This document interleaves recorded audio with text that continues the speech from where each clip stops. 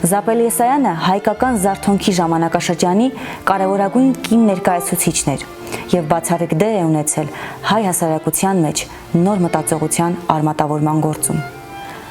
Իր ամբողջ կյանքը նա նվիրել է պայքարին,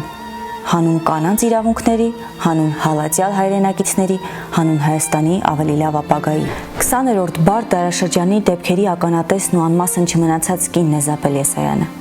Կին, որի անունը 40 տարի շարունակ եղել է բազում գրքերի կազմերին։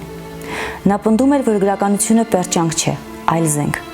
Նա գրական ասպարեզ մտավ 19-րդ դարի վերջում, երբ հասարակական ու քաղաքական պայմանները չէին կարող շրջանցել նրա գրականությանը։